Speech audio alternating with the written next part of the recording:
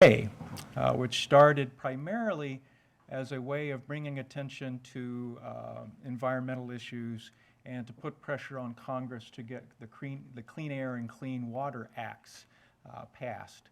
And so we mark the 40th anniversary of that first Earth Day, when those of us who are old enough to remember the first Earth Day, if we participated at that time, you probably would have got in trouble with your school principal or somebody if you had left school to participate in that first Earth Day. Now, I think it's so much of a big deal in the United States and across the world that you would probably be encouraged, as we encourage our students to participate in Earth Day events. So it's kind of a change over the course of 40 years.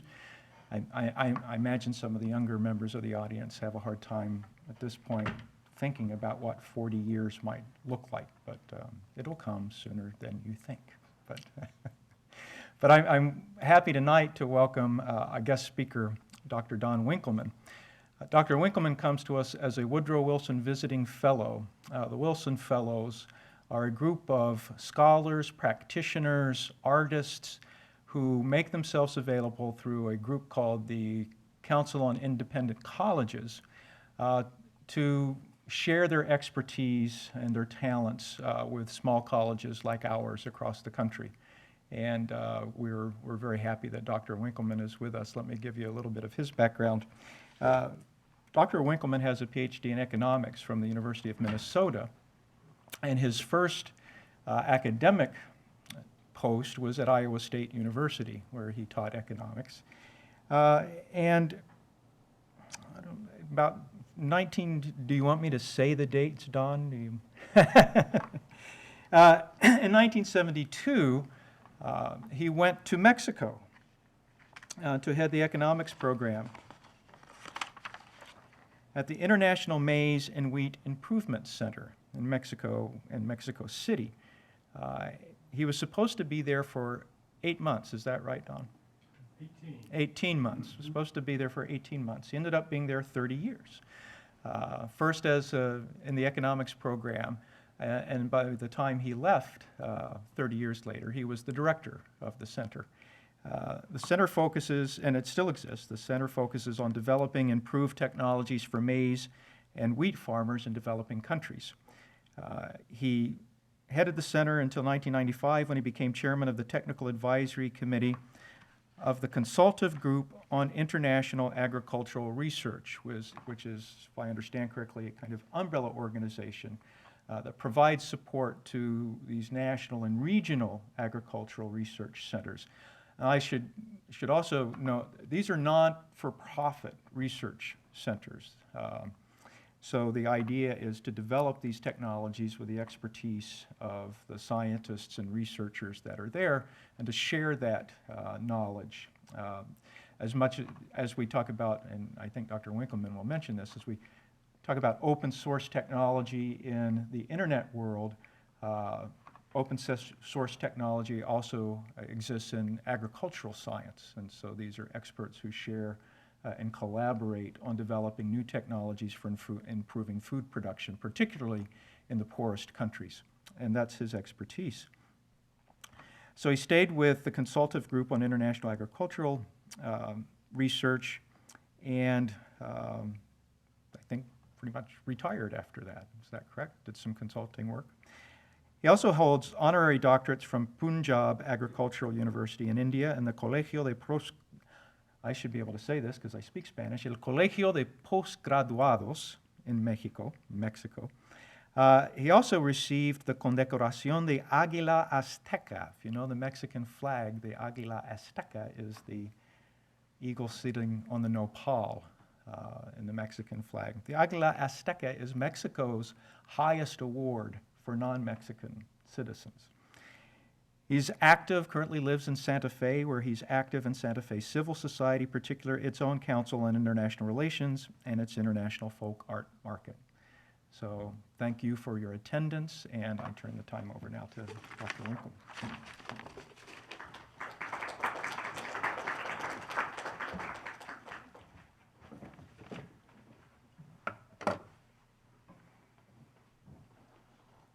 Thank you, Steve. Am I chained to this? Yes. I'm not sure I'll be able to talk. Okay. I'm going to tell you a little bit about some experiences in Mexico. I'm going to do that so as to develop for you some pictures of the people that I'm talking about in developing countries. And I do all of that because I'd like to tell you a little bit about perceptions about the issue of poverty alleviation and sustaining the environment. So it's poverty alleviation and sustainability, and I'm disposed to say on the one hand it's this and on the other hand it's that, because frequently these interests collide. They are less complementary than they are competitive, frequently. To do that well, I need to develop for you my perception of the small farmer in developing countries, and then we can go ahead and add into the mix farmers in developed countries like our own agriculturalists here in the US or in Western Europe. Now, the institute in which I worked was called CIMMYT. It's the International Maize and Wheat Improvement Center, headquartered in Mexico. Our most distinguished figure won the Nobel Peace Prize in 1971 for his work in the institute. That work, it turns out, was part of this, a significant part, a major part, of the so-called Green Revolution that occurred in the late 1960s and early 1970s. The institute was funded at that time, and still, by a group that's called the Consultative Group on International Agricultural Research. Those folks raise today $500 million a year to support work in agriculture by what are now 15 international research centers. CIMMYT is one of them. It's the second oldest of the centers. And the Rice Research Institute in the Philippines is the other. Their job, according to the CGIAR, the people who raise the money, is to alleviate poverty in developing countries. So all of the work that's done, 15 institutes, particularly the work was done in CIMMYT, is aimed at the poorest in the poorest countries of the world. Give you a little sense of how many of those folks there are. There are about 2.5 billion people whose income averages less than $2 a day. Of those, there's about 1 billion whose income averages less than $1 per day. The idea then was to use agricultural research in order to improve the circumstances of people in that, at that level of income. Now, what are some of the consequences of living on $2 a day or $1 a day? Well, let's look at infant mortality rates. Infant mortality rates in the developed world, Western Europe, the US, are on the order of 9 to 10 per 1,000 births. Around 9 to 10 will die before they're 5 years old. But in the world that I'm talking about, it's on the order of 180 to 200 infants born will die before they're 5 years old. Many of those who live will suffer deficiencies in sight because of the absence of sufficient vitamin A during the course of their mother's pregnancy and during their early years. And many of them will be stunted mentally because of inadequate diets, both during the time of their mother's pregnancy and early on in life. So these are people that are really confronting life with a lot of handicaps. Even if you don't suffer from any of those problems, $2 a day is a paltry amount of money for food, for adequate food. So the Institute then, and the CGIAR centers, were focused on the idea of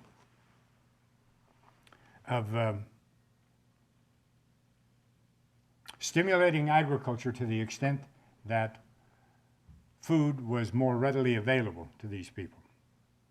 So let's hook that up to start with. How do you get from agricultural research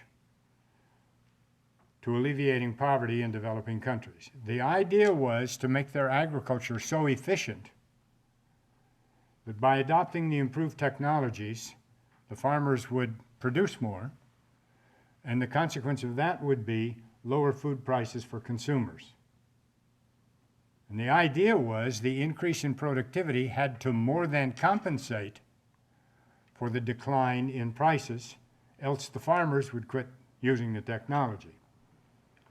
And this worked out very nicely. From something like 1975 to something like 2000, the prices of the major commodities, and that's corn, rice, and wheat. I call those the major commodities because those three make up more than 50% of the total calories that are ingested in the developing world. So if you can influence the prices of those commodities by making technology more efficient, you have gone a long way to reinforce the diets of those folks that live out there. The route through to higher production and higher productivity was the farmer. At the time, well, let's say in the 60s, it was, one of the perceptions was that developing country farmers were so tradition bound that they would not adopt improved technologies even if it made good sense for them to do so, because they lived according to the wisdom of the day. They lived in traditional ways, and their traditions kept them from bringing on new technologies. I want to say parenthetically that this business of being compelled to stand here is absolutely limiting my capacity to talk. I could have waved my hands more, maybe that would help. But man, well, I'll just start shifting around from foot to foot, and I hope you can catch the action, okay? Okay.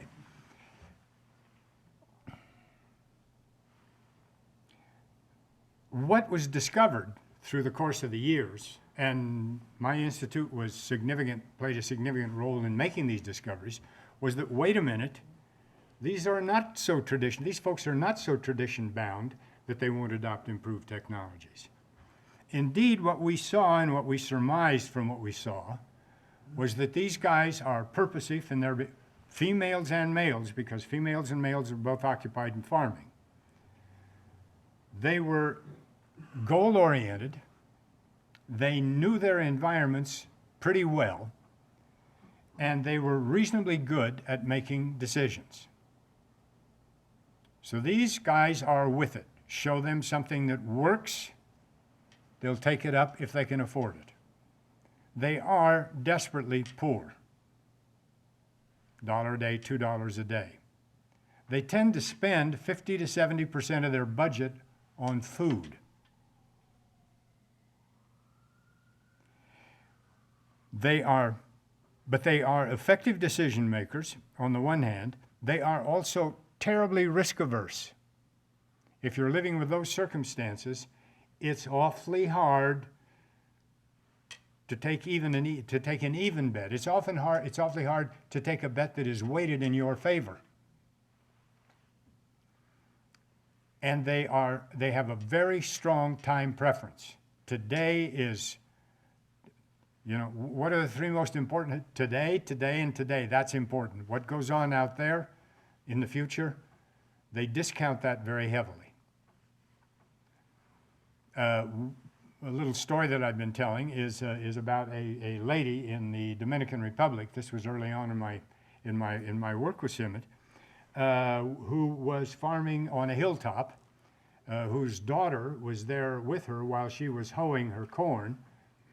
The people that were around noticed that she was not contouring around the hilltop, contouring so as to protect the soil from erosion, but rather was farming straight over the top. Now, these folks made the point with her that, all of your soil is going to erode away and you're not going to have anything left to farm in another 3 or 4 years. But she knew enough about corn to know that corn does not do terribly well if its feet are always wet, that is to say, if the roots are always in wet soil. And she wasn't willing to accept the yield reduction that would cause. And she was well aware that soil erosion would wipe most of the soil away from what she was doing, and that in 5 years or 4 years or 3 years' time, whatever it would be, she would have to move her farm to some other place.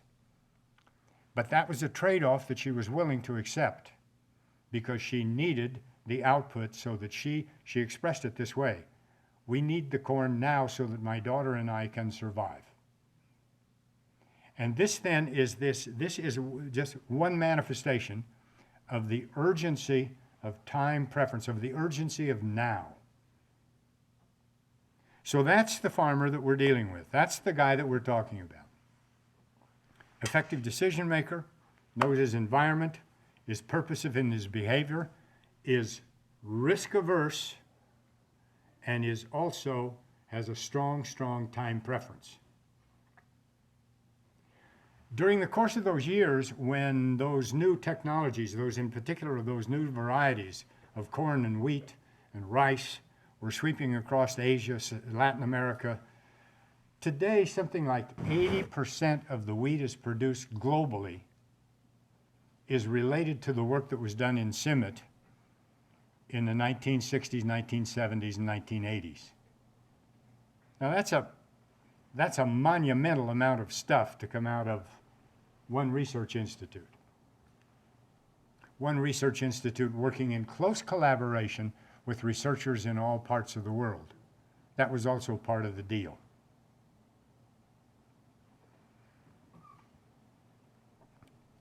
Now, did this improvement in technology have anything to do with making people better off, with making the poor better off? And the answer is yes.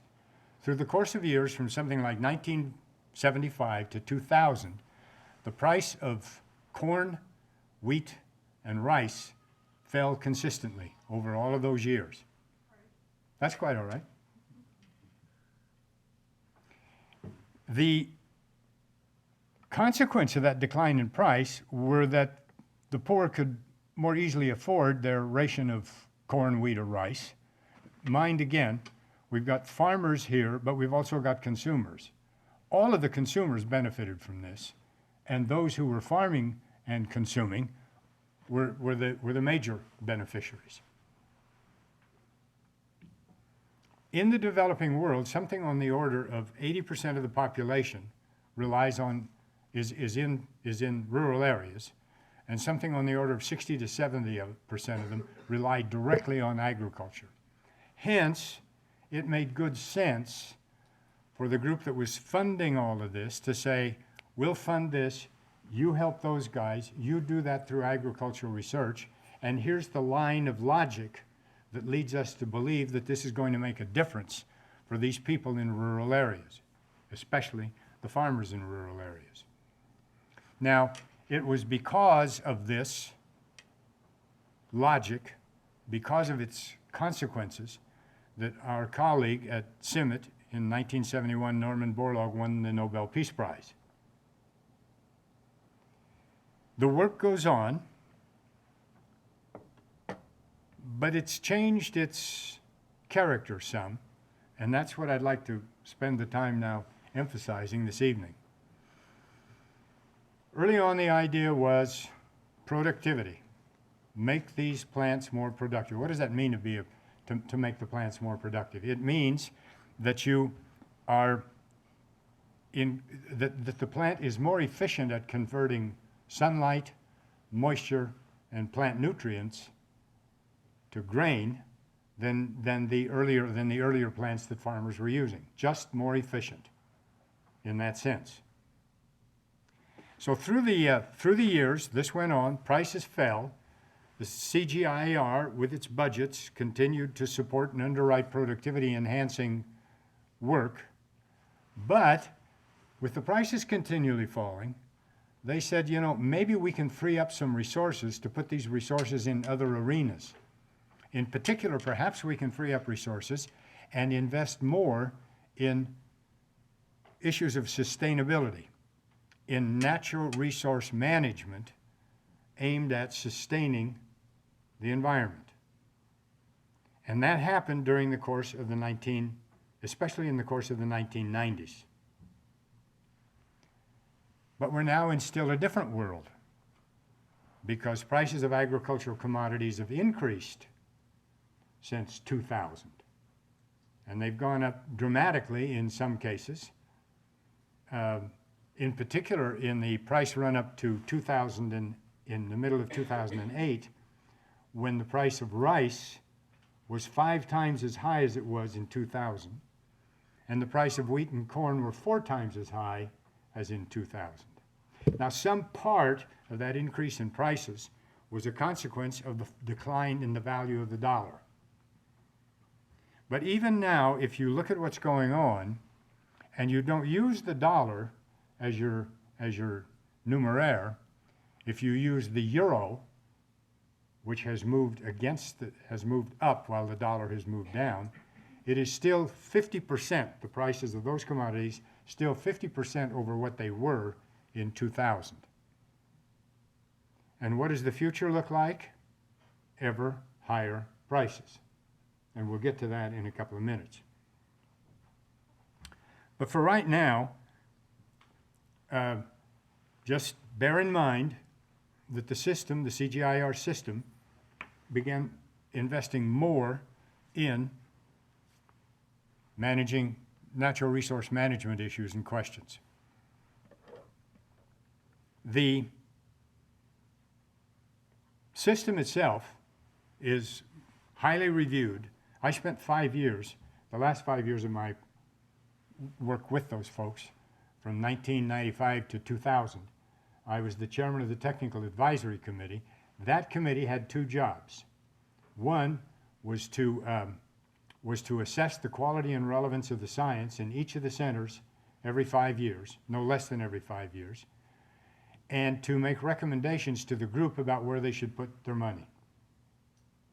More on this, less on that, so on and so forth. As a consequence of the fact that the system is so well reviewed, there are a lot of studies about how effective the work in productivity paid off and how well the work in natural resource management paid off. And let's say an unhappy and unforeseen dimension of this is that the work on resource management seemed, and that's important and we'll come back to that, seemed to offer less in terms of return on the investment than did the work on productivity enhancement. Now there's several reasons why this might be true. It might be that the guys that were doing the studies simply underestimated the value of the natural of those efforts aimed at natural resource management. They simply put too low a value on those. That's a clear possibility. Another is that they just didn't, that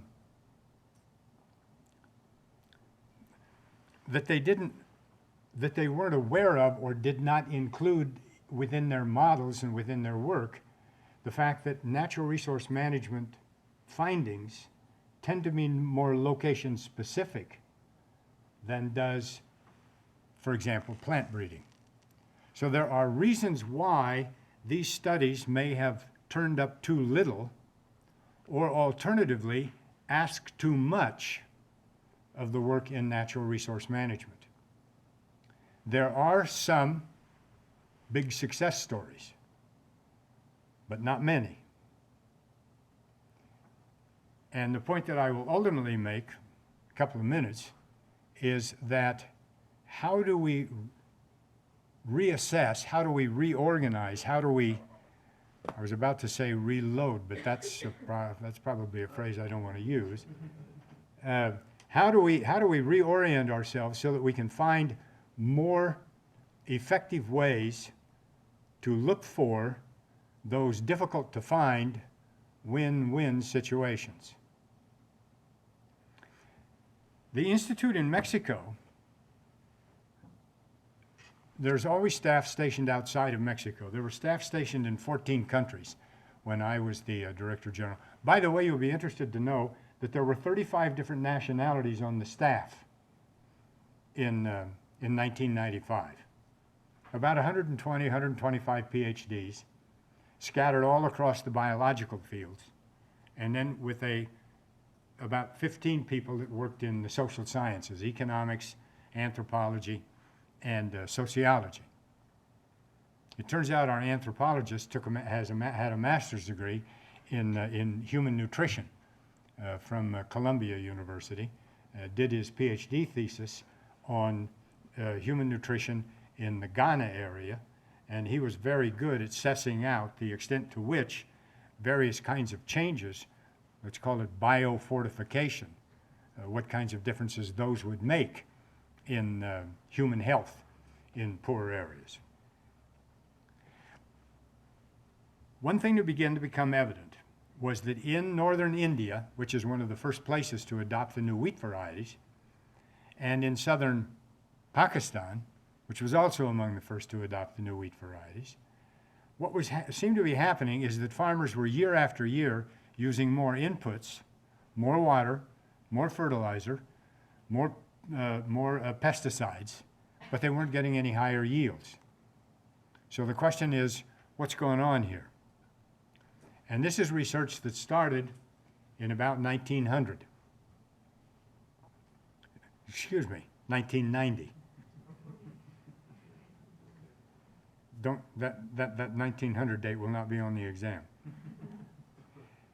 And through the course of something like 8 to 10 years, they turned up the factors, the elements that they felt were responsible, that were reducing productivity. And it had to do with the condition of the soil. Now I want you to imagine this. This area there and up in Pakistan, as a consequence of earlier research on rice and wheat, was able to grow a rice crop and a wheat crop on the same land in the course of a year's time. So whatever parcel you're looking at, they had rice and then wheat, and then the next year rice and then wheat, and then rice and then wheat. You can imagine how difficult it was for soil organisms to reboot and handle all of this and handle the pressure that they were experiencing. So our friends changed the way the land was farmed, changed the implements that were being used to farm it, and worked for another couple of years to see whether these changes would make any significant difference on yields. The difference was modest, 3-4%, something on that order in yields. But the reduction in inputs and input costs was dramatic. Labor costs went down, water use and hence pumping charges went down, fertilizer use went down, and herbicide use went down. Now this is something then that benefited the environment, kept yields stable, and there's over 900,000 hectares that are now employing that technology on the farm. So what we have is a limited number of success stories on the one hand, and many attempts to find technologies that farmers would adopt. Those efforts that were aimed principally at natural resource management. The reason that I introduced my farmer at the beginning was I wanted you to know that this guy is sensible, he's goal-oriented. When people make offers that he finds attractive and appealing, he accepts them, he takes them. He is a risk averter, but if he watches what's going on with his neighbor, and typically, by the way, in these scenarios that that we did research on in 1970s, we did discover that it was the large farmers who adopted the improved technologies first. But the small farmer would follow in 2 to 3 years. So the large farmers ran the initial risks, which the small farmer was unable or not disposed to accept, and then watched his neighbor, learned from his neighbor, and said, okay, I can do this, I like it, and off he went. It was important that you know that this isn't somebody that is, let's say, blinded by optimism and enthusiasm, that he is terribly conscious of today, but that he sees these options, and some of them he chooses and takes, and some of them he says, no thanks. And this is an especially hard thing to deal with when you're dealing with natural resource management efforts, with efforts to improve natural resource management. Now, it's important to know that agriculture, let's say in the wild, has deleterious impacts on the environment. There's soil erosion. There's the chemicals that are used in agriculture tainting water supplies. There's salinity in the soils. There's greenhouse gases. It's estimated that agriculture and its suppliers of inputs is responsible for about 13% of the greenhouse gases that are currently out there and vexing our lives. Land use changes, another 18% comes from land use changes. Now, what's that about? That's about cutting down forests in order to farm. When you cut down the trees, what do you do with them? You burn them typically, and so greenhouse gases. So agriculture this is roughly what, a third of the greenhouse gases are associated, related to what's going on in agriculture. And that's important. So the theme then is, how do you develop technologies? How do you so orient research that you find ways that can both ease the burden on the environment and improve the living standards for the poor? The trade-off here is it's graphic and in a sense heart-rending. It's the poor over here and the environment over here, and both are important, and how do we find ways to make what we do over here complementary with what we do over there? And there are no easy answers to this. Some argue that one of the first things that, well, let me not go there. Let me just summarize here for a minute or two, and then we can chat if you'd like. One of the ways that we make these two compatible in the US is that we subsidize the farmers for adopting the strategies. If you look at the US agricultural budget, the fourth in the list there, it has to do with soil conservation.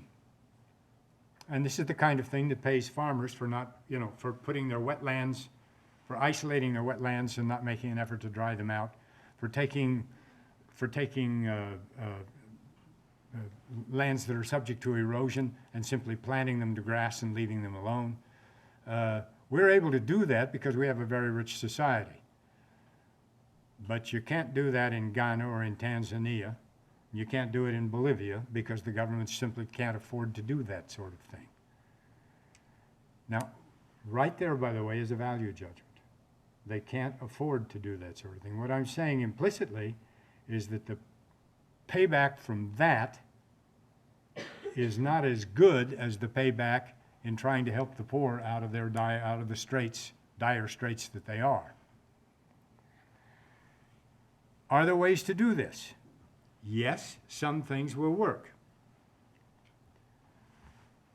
But it's difficult to identify those, and in significant measure, the things that work are things that correct earlier ailments.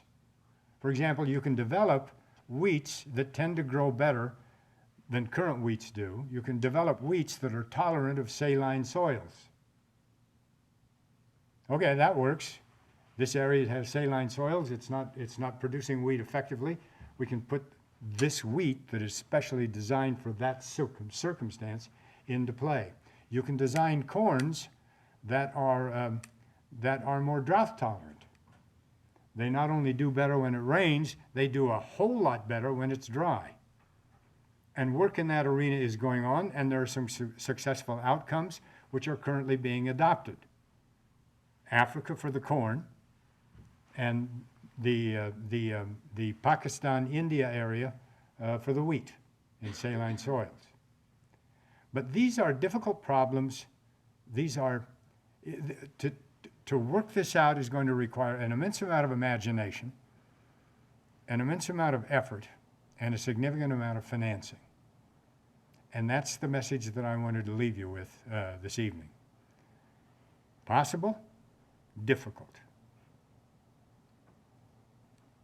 Could I, are there questions that I might either answer or successfully evade?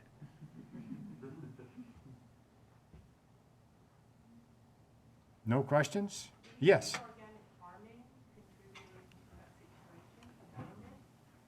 Organic farming is a great idea, but it is estimated that if we quit using commercial fertilizers, inorganic fertilizers, pesticides, so on, via organic farming, we can feed something on the order of 4 billion people. And we are 6.7 billion people and rising. Now, the estimates are, I would guess, you know, the variance around the estimate is probably pretty large. But I know of nothing that suggests that you can use organic farming to feed 6.7 billion people. We are, in a sense, hoist on our own petard because we've developed all of these other things, and it's only now that we're coming to, and as a consequence, populations have increased more rapidly than they might otherwise have increased. Maybe that's the number one problem. I'm with you on that. Population. I'm with you on that. And I want to ask another question. Do you think that terminated genes and seeds do farmers an injustice for farmers? Would you repeat that question, please? The terminator gene. Determinative. Terminator gene. Oh, terminator genes. Yeah. Oh, terminator genes. We're not doing much with terminator genes anymore. Okay. They've pretty much gone out of style. That was about 10 years ago that people, what was a terminator gene? This was a gene that you introduced into, let's say, something else that you were, and you're trying to protect, without a patent, you're trying to protect this, you're trying to protect, let's do this a different way. I'm going to start the other way. I've got a family, I've got a variety of corn that works. No, let's not do it with corn because corn already has a terminator gene. Yeah. I've got a variety of wheat that you can grow the wheat and harvest the wheat, but if you plant the seed from your harvest, you won't get any wheat. That's what the terminator gene is all about. Right. Now in corn, the deal is the hybridization process. If you take your hybrid corn and you get your yield this year, and you plant the seed from that hybrid corn next year, your yield will decline on the order of 25%.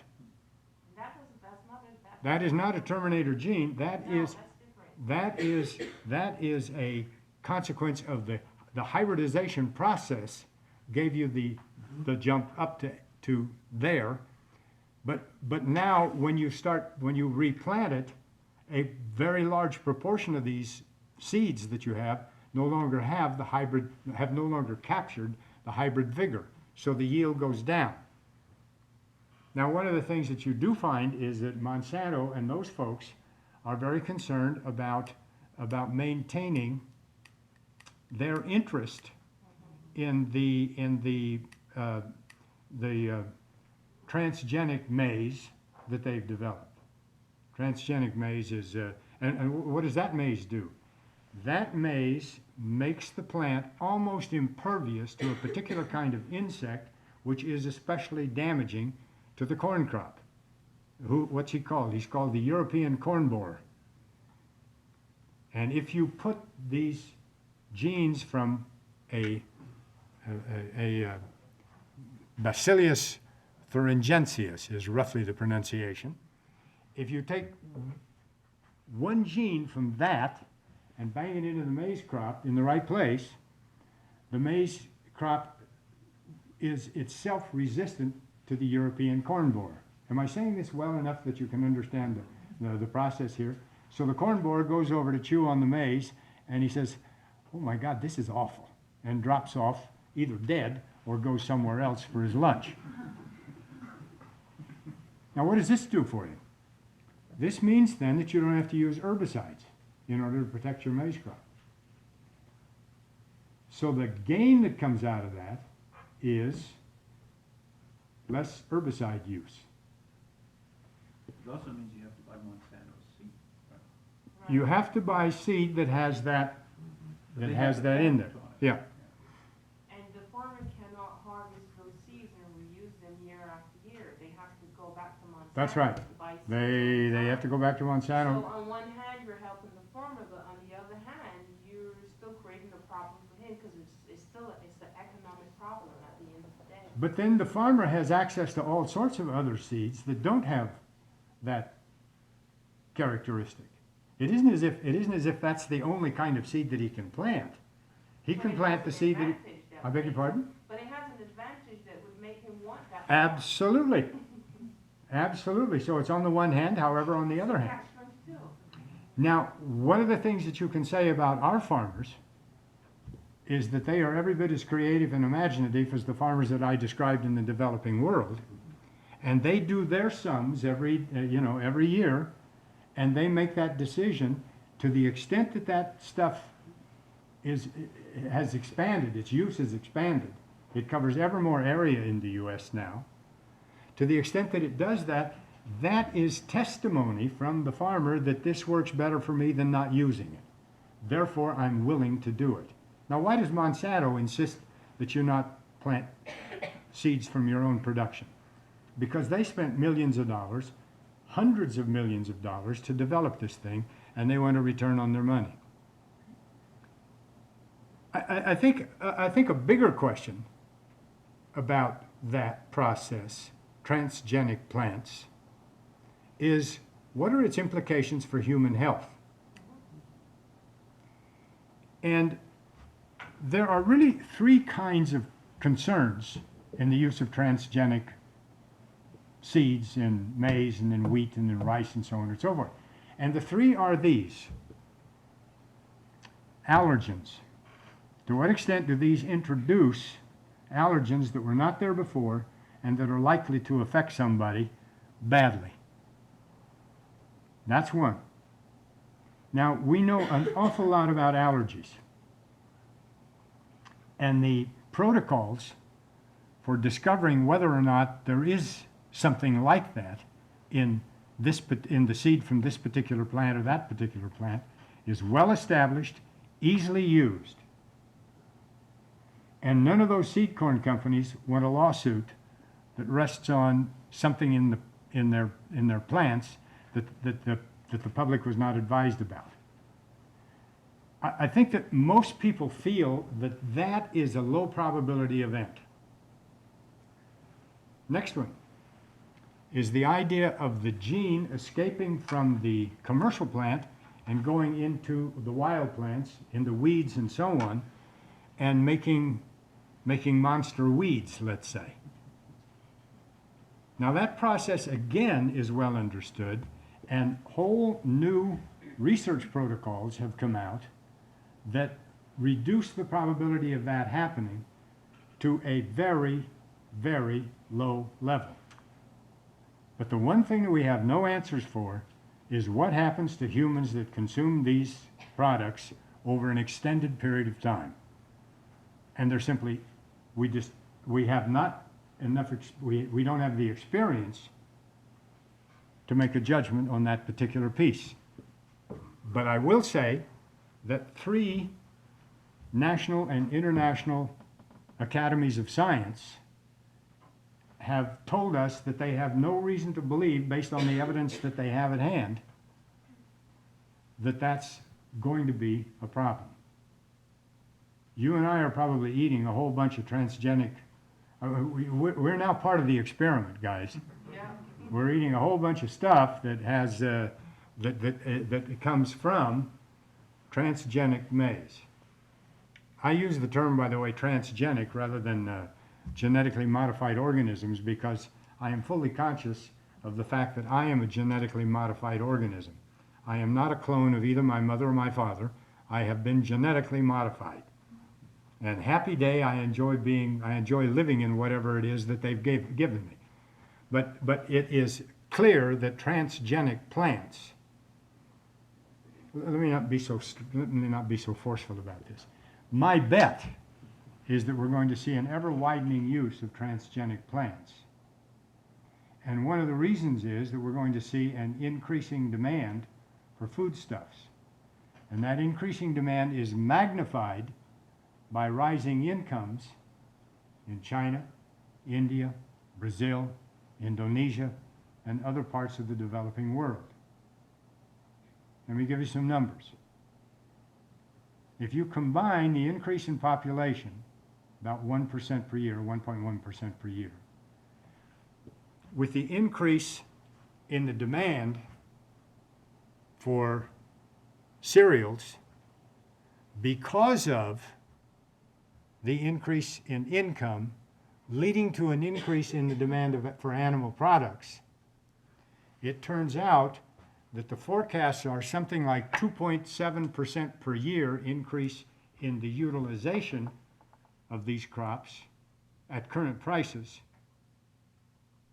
and our increase in output in the last decade is on the order of 1% per year. Now that just has to lead to increased prices for those commodities, which isn't going to bother you guys a lot anyhow. Us guys, I guess now, I'm part of us now. Us guys very much, because it's only about 7% of our food expenditures that go back to the farmers. On the order of 93% are in distribution costs, packaging, promotion, processing. So even if that goes from 7% to 9% or 10%, it's still not going to make much difference in what we pay for food. But it will make a big difference in what we pay for beef, pork, and chicken, and eggs, and milk. The difference will show up strongly there. Okay, I've wandered away from your question, but thank you for asking it. Is there another question? Yes. You just touched upon what I think is the huge dilemma. How do we feed 70 million extra people each year, 75, 76, whatever it is? We project, 9 billion by 2050?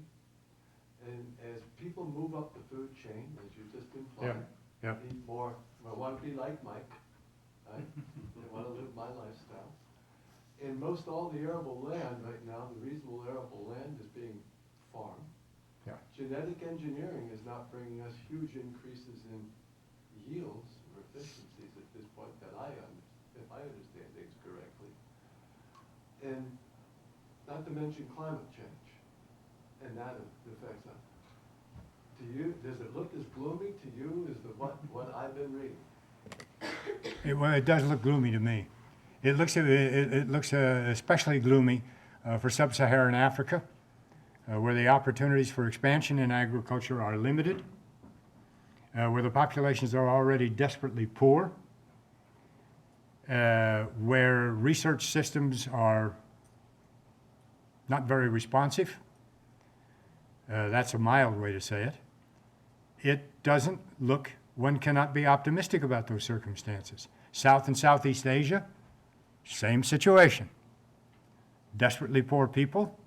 And what I foresee is over the next 10 to 15 years is that the price of the basic cereals, and these, by the way, provide 50% of the calories for these people living in those areas. The price for basic cereals is going to increase significantly, to not say dramatically. If you look at the various indices that are constructed around all of this, those prices are already, even not using if you use the dollar, they're twice as expensive as they were in 2000. If you use the euro, which has gone up against the dollar, the increase is still 50%. And I really don't see any way in the next 10 years that we're going to make much difference on the supply side, which suggests to me that the demand side will dominate, prices will rise, and this will throw a lot more people in those countries into poverty and make those that are already in that malaise, their lives are going to be even more daunting than they are now. I share your pessimism. Now, everybody is firing up their research systems. The Chinese are investing a whole bunch more in research than they were 5 years ago. The Indians have announced vast new programs to bring more research to bear on agriculture.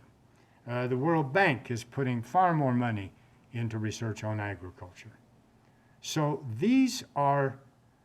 in time there will be an outflowing of product that will offset some of the difficulties that we're encountering. When Norman Borlaug won the Nobel Peace Prize in 1971, in his acceptance speech, he said, "Remember, what we have done is to just buy a little bit more time for the world to get on top of its population problem. And we've run through that now. But, let me say this, on the positive side. If you look at net fertility rates, what is that? That's the number of children that the average, that's average as in X bar, that's the average woman will have over her lifetime, age 15 to 45, I think it is. That number has gone from 4.9 in 1950, now this is globally, from 4.9 in 1950 to about 2.7 today. And it continues to go down. And just to add a dollop of interest to this, the thing that makes the biggest difference in that number is education for females. The decline in net fertility rates is very closely related to education, to the increase in education for females. So, out there somewhere, what does it take in order to maintain the population? 2.1 is the net fertility rate that maintains the population. But the unhappy thing is that behind all of this we've got now, we have this tremendous momentum on the population structure. So even if we got to 2.1 magically tomorrow, population would continue to grow up, would continue to grow because of the momentum of children less than 15, let's say. And those numbers are absolutely staggering in some of the developing countries. It's mind-boggling. That's to be confronted. And then our concern for the poor and our concern for the environment, we're going to face even larger conflicts than we do now. Another question? Yeah. Dr. Winkelman, can we go back a little bit to that sustainability issue? Yes. As more and more Monsanto devised, or someone else devised grain seed comes out, you end up, or at least people have argued, you end up decreasing the types of grain available to a large number of people around the world. It seems to force out that. That would seem, and I'm interested in your conclusion on this, that would seem to make us vulnerable at some time in the future if it became necessary to do some fairly dramatic changes in what we're growing. Your What did- comments are almost prophetic, because we are now confronting a disease on wheat that is beyond mind-boggling. It's called UG99. Now, the UG, in my mind, stands for ugly, but in the words of, you know, and the guys that work in this arena, it stands for Uganda. And this is a disease called stem rust. It affects the wheat plant, and the damage can be dramatic, up to 100% of the crop. The last major outbreak of stem rust was in the early 1950s. That wiped out about 40% of the U.S. wheat crop.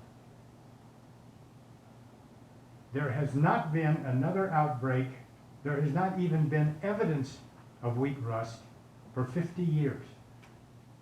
The plant breeders, including our friend Norman Borlaug and others, these guys have a fraternity that operates much like Wikipedia. It's open source. You know, Wikipedia, it's there. You can make improvements, but it's there and it's shared. Nobody can claim it. Well, that's what the plant breeding fraternity around the world looks like today.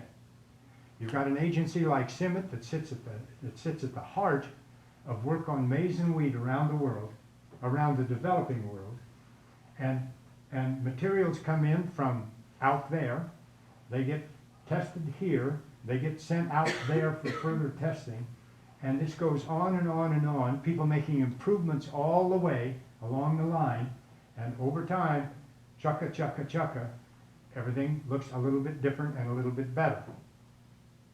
That's the open source technology.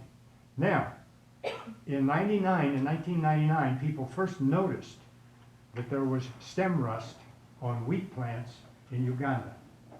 Uganda doesn't grow much wheat, but they have a wonderful environment for the mutation of fungi. So there we are. Now that sense has spread to Kenya, up to Ethiopia, over to across the Red Sea into Jordan, and is now as far as Iran. How does it spread? Spores, wind blown. That's the way the winds blow. It will go on to Afghanistan, Pakistan, and India unless there's some dramatic development.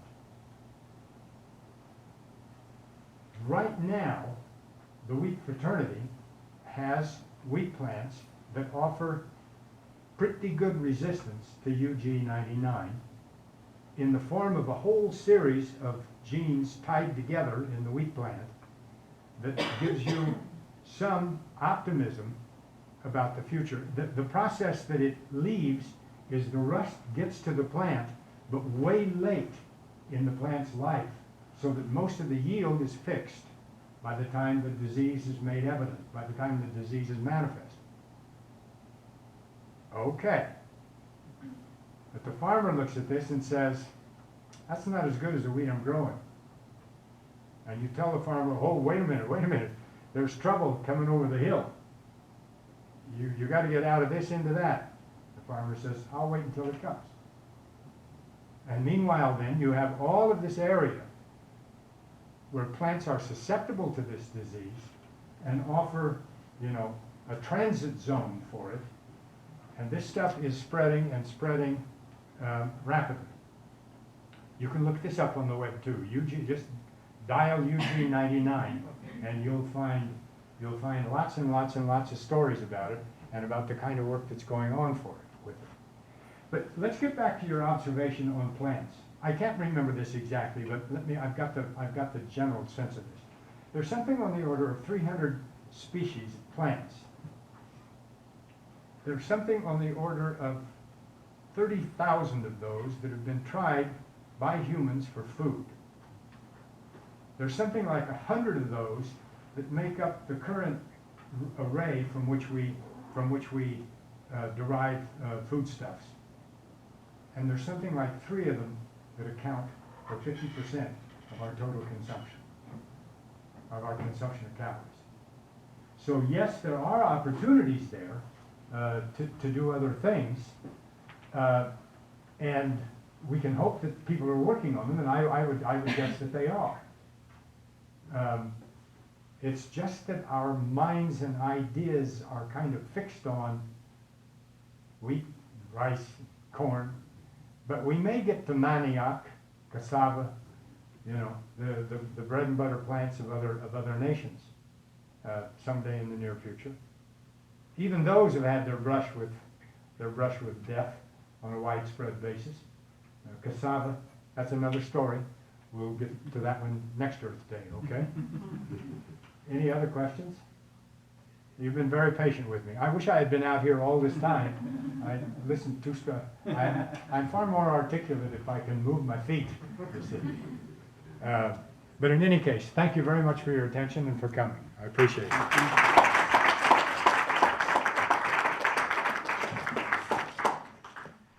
know the students are anxious to, we have a prize that we're giving away tonight. Oh, have we? And it's actually the people who were here yesterday, came to see the film last night, got a preview of what the prize is. We have a number of sponsors for Earth Week this week. One of the sponsors is the Colonnade. The Colonnade is a bed and breakfast and catering organization just off campus. And so they've donated the prize. And Marie, do you want to do the honors? So some of the students actually did. Oh, I see. It's a raffle. Yeah. 175376.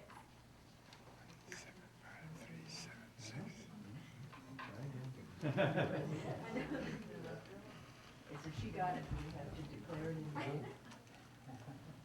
You have to be here tonight.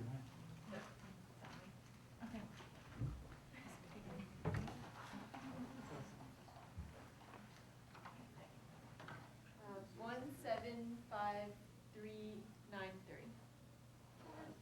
There we go. Applause.